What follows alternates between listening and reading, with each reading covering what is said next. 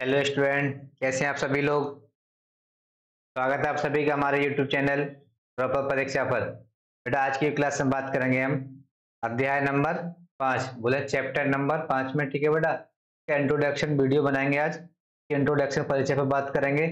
Euclid की ज्यामिति का परिचय किस पर बात करेंगे बेटा, यूक्लिड की ज्यामिति का परिचय। ठीक है बेटा, इसमें जो चैप्टर में दिया हुआ आपको एक ही एक्सरसाइज है, इसमें खास करके हमको याद रखना होगा।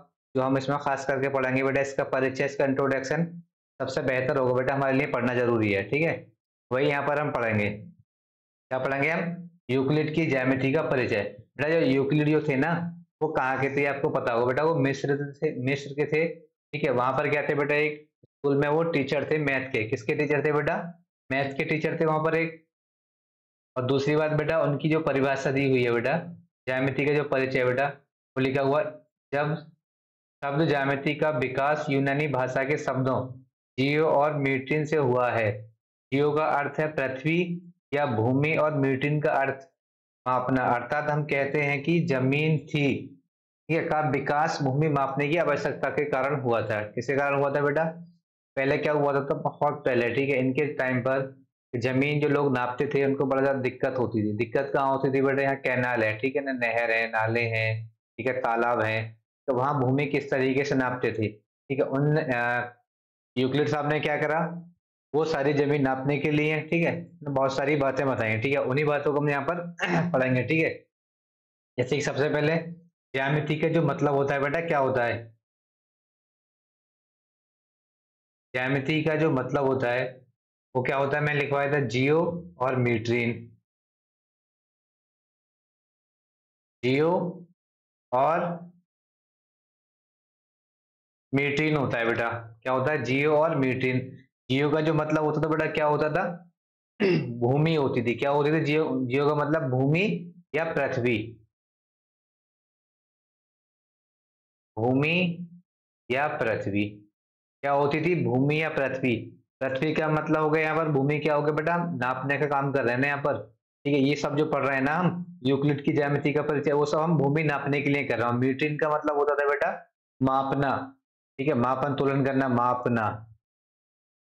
ठीक है, इसी के साथ में मैं समझ रहा हूँ, ये जो परिभाषा दी हुई थी आपकी समझ में आ रही होगी। मैं क्या बोल रहा हूँ परिभाषा में बेटा, जो यूक्लिड साहब थे उन्होंने परिभाषा दी थी। ठीक है, परिभाषा क्या दी थी उन्होंने, मापने के लिए, ठीक है ना, कोई भी जमीन का भाग मापने के लिए उन्होंने ये सारी परिभाषा दी है। ठीक है, वही परिभाषा क्या कर रहे हैं यहाँ पर हम पढ़ रहे हैं, हम चैप्टर नंबर 5 के परिचय में। ठीक है, इन्होंने एक बात और कही थी बेटा, इन्होंने जो एक बुक थी बनी थी एलिमेंट, इनके बुक का नाम था एलिमेंट। ठीक है बेटा, ये जो बुक थी ना बेटा एलिमेंट, सारी की सारी बातें, जितनी बातें इन्होंने बताई वो सभी की सभी इस बुक में मौजूद है बेटा। ठीक है बेटा, इसी बुक के अंदर है सारी बातें, उन्होंने जितनी बताई थी, इन्होंने यूक्लिड की ज्यामिति के जितने भी इन्होंने परिचय दिया था, जितनी भी उन्होंने थ्योरी दी थी, वो सभी की सभी इसी बुक के अंदर है। ठीक है, सबसे पहला इनका जो थ्योरी थी वो थी बेटा पृष्ठ। ठीक है, अब बेटा पृष्ठ कहते किससे हैं, पृष्ठ होता है बेटा एक ठोस आकार होता है और माप स्थिति भी होती है उसकी, तथा उससे एक स्थान से दूसरे स्थान तक ले जा सकते हैं। अब देखो, मैं पृष्ठ बोल दूं बेटा, मैंने ऐसे के लिए लिया बेटा, यहाँ से मैंने ये बुक का ली है, ठीक है ना। अब बुक में ये जो अंदर वाला ये हिस्सा है बेटा, कौन सा बेटा, ये वाला जो हिस्सा है, ये बोल दिया बेटा मैंने क्या है, एक पृष्ठ है। ठीक है, क्या है बेटा, पृष्ठ। अब देखो इसको माप सकते हैं ना बेटा हम, देखो इसकी बाउंड्री होगी चारों तरफ, इसको माप भी सकते हैं हम। ठीक है, उसे इसे बेटा क्या कर सकते हैं, एक स्थान से दूसरे स्थान ले जा सकते हैं हम, और यहाँ से उठाकर यहाँ भी ले जा सकते हैं। ठीक है ना, सबसे पहले क्या दिया था उन्होंने, पृष्ठ दिया था। पृष्ठ को क्या करते थे हम बेटा, माप भी सकते हैं, ठीक है ना, माप सकते हैं और एक स्थान से दूसरे स्थान तक ले जा सकते हैं। ठीक है, आई होप मैं समझता हूँ ये बात आपको अच्छे से बेहतर तरीके से समझ में आ रही होगी।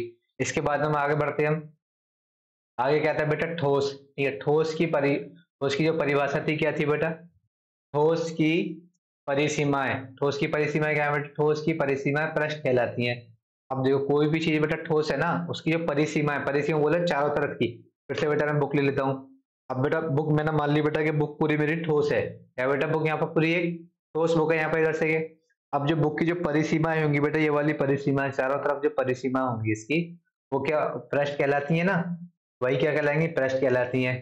ठीक है, और आकाश के एक भाग को दूसरे भाग से बेटा क्या करती हैं, पृथक करती हैं। पृथक का मतलब क्या होगा बेटा, अलग करती हैं। ठीक है ना, पृथक का मतलब होता है अलग करती हैं। ठीक है, और इसकी कोई मोटाई नहीं होती है। और दूसरी बात सुन लो बेटा, कि जो भी बेटा जो ठोस होता है ना, इसकी कोई बेटा मोटाई नहीं होती है, जो साइड होती है ना, इसकी जो परिसीमाएं होती हैं, मैंने बोल दिया जैसे कि बेटा कोई भी एक खेत है, जैसे कि यहाँ पे बना देता हूँ, मैंने बताया एक खेत है बेटा, ठीक है ना। अब इसकी देखो बेटा लंबाई भी होगी और चौड़ाई भी होगी। अब ये चौड़ाई ये होगी बेटा और लंबाई ये होगी यहाँ पर। अब क्या है, इसकी बेटा कोई भी मोटाई नहीं होगी इसकी। मैंने कोई लाइंस खींच दी ना यहाँ पर, अब ये लाइंस खींच दी। अब ये अंदर वाली चीज क्या हो गई बेटा, ठोस हो गई है पूरी की पूरी। अब क्या कर रहे हैं हम, इसको नाप रहे हैं हम, ठीक है, क्या कर रहे हैं बेटा, हम इसको मापन कर रहे हैं, यहाँ पर मापन कर रहे हैं, तो बेटा एक ही लाइन ये हो गई, यहाँ पर एक लाइन ये हो गई, इन दोनों के बीच में ठोस है। अब ये ऊपर वाली लाइन क्या होगी बेटा, चौड़ाई होगी इसकी, और ये लाइन क्या होगी बेटा, इसकी लंबाई होगी, ठीक है। यही क्या कहलाएगा, ठोस, ठीक है। मैं समझ रहा हूँ ये भी परिभाषा आपकी समझ में अच्छे से आ रही होगी, ठीक है। इसके बाद में बढ़ते हैं हम आगे, यूक्लिड की परिभाषाएं। क्या यूक्लिड साहब थे, उनकी जो परिभाषा थी कुछ और, वो परिभाषा कौन कौन सी है बेटा। यूक्लिड की जो परिभाषा है, सबसे पहली परिभाषा है, एक बिंदु वह है जिसका कोई भाग नहीं होता। अब बेटा आप कैसे समझोगे एक बिंदु कौन सा होगा, वह जिसका कोई भी भाग नहीं होता। तो मानिए कि एक बिंदु बना दिया मैंने यहाँ पर, अब मैंने कह दिया बेटा इसका कोई भी भाग नहीं होता। अब जैसे बिंदु तो बेटा मैं भी अपने आप में मान लूँ, मैं भी एक बिंदु हूँ, लेकिन बेटा मेरा क्या है, बहुत सारे भाग हैं। देखो बेटा मेरा हाथ भी है, मेरा मुंह भी है, ठीक है ना, मेरे पैर भी है, तो क्या हो गया ना, मेरे बॉडी के बहुत सारे पार्ट्स हो गए अलग अलग, ठीक है। लेकिन यहाँ क्या बोला था यूक्लिड्स की परिभाषा में, एक बिंदु है, मतलब कोई भी बेटा एक बिंदु बन गया यहाँ पर पूरा, ठीक है, पूरा एक बिंदु बन गया यहाँ पर एक। अब इसका क्या होगा बेटा, कोई भी भाग नहीं होगा, अपने आप में ये पूरा एक बिंदु होगा बस ये, ठीक है ना, ये पॉइंट्स होगा, इसमें क्या बोलेंगे इसको, पॉइंट्स होगा, ठीक है ना, बहुत सारे पॉइंट्स होंगे, एक पॉइंट्स होगा, लेकिन बेटा इसका कोई भी भाग नहीं होगा, ठीक है ना, भाग बोले इसका कोई भी अदर पार्ट्स नहीं होगा, ठीक है। आइए मैं समझ रहा हूँ ये वाला भी आपके समझ में आ रहा होगा, ठीक है।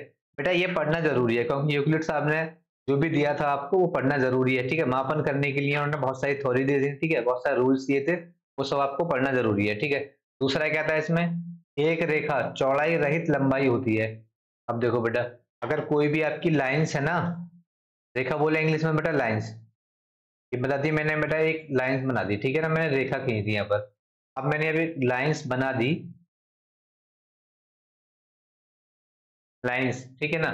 अब इसकी क्या होगी बेटा, लंबाई तो इसकी है, यहाँ क्या बोलते, एक रेखा चौड़ाई रहित, बेटा इसकी चौड़ाई नहीं है, तो बताओ बेटा चौड़ाई है क्या इसकी कुछ, अब बताओगे इसकी चौड़ाई नहीं है, लेकिन क्या है इसकी एक लंबाई है। चौड़ाई रहित क्या होती है, लंबाई होती है किसी भी एक रेखा की, किसी भी एक लाइन की, ठीक है।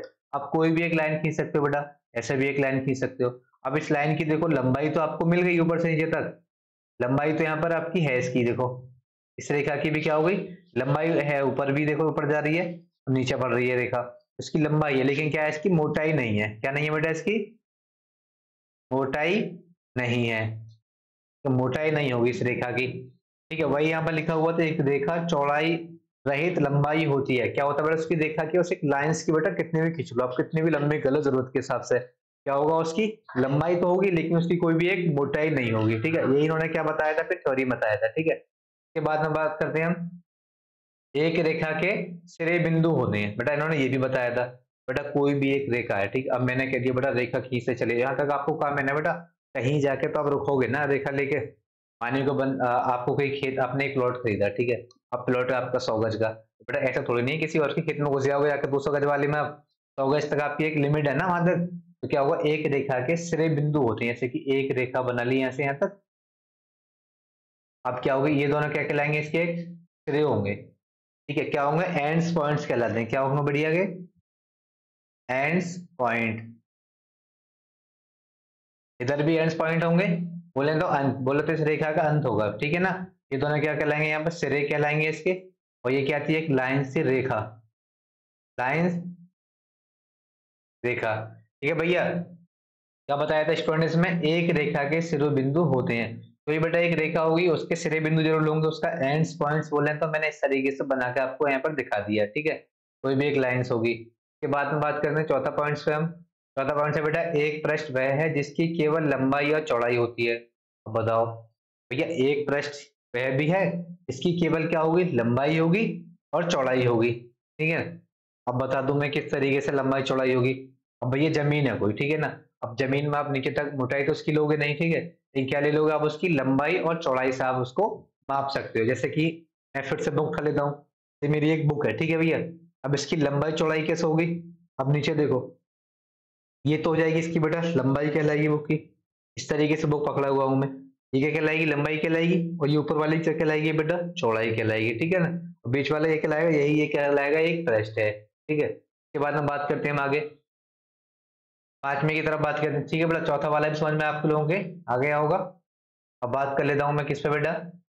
पांच पे। पांच क्या है बेटा? पृष्ठ के किनारे एज रेखाएं होती हैं।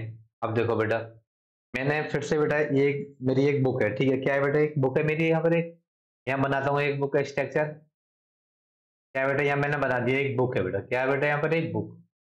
अब बुक के बेटा जो एज होंगे ना, एज बोला तो किनारे, ये जो किनारे हैं इसके किनारे, इधर भी किनारे,